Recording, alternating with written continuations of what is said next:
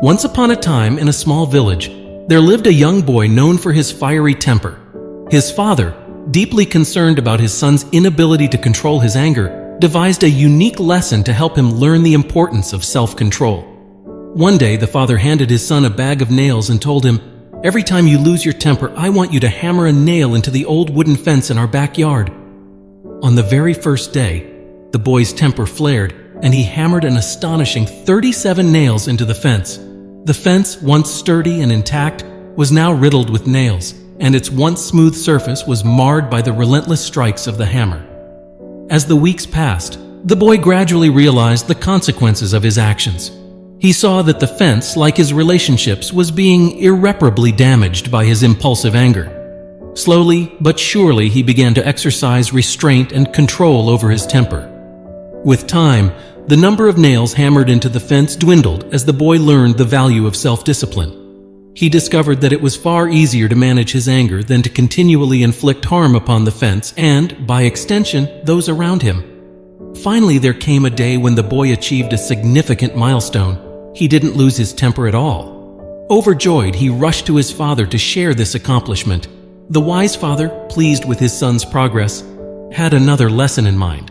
His father suggested, "Now that you've conquered your anger, I want you to remove one nail from the fence for each day that you keep your temper in check."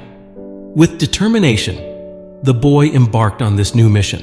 As the days turned into weeks, he diligently removed one nail from the fence each day. The once pierced wood began to shed the burden of its scars. Finally, the day arrived when the boy joyfully announced to his father that all the nails were gone.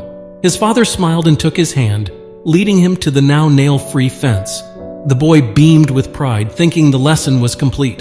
But his father pointed to the fence and said, "You've done well, my son. The fence is free of nails, but look at the holes that remain. The fence will never be the same. Just as with your words, when spoken in anger, they leave scars. You can apologize, but those wounds still exist."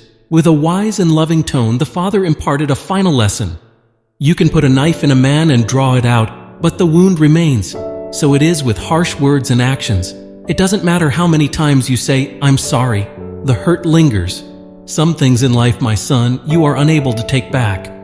The young boy had not only learned to control his temper, but had also gained a profound understanding of the lasting impact of his words and actions.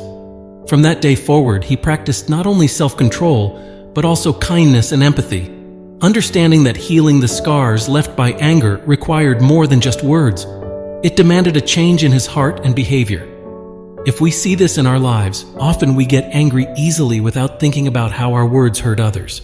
Just like the holes in the fence, our words also create holes in a person's mind. And it will never be the same as earlier. Our words are like a sharp arrow. If it's come out of the bow, it never returns. Similarly, if our words come out of our mouths, they never come back. So we should talk carefully. Remember, ours is so sharp that it can damage our relationships with others in a few minutes. Always be calm while talking to others.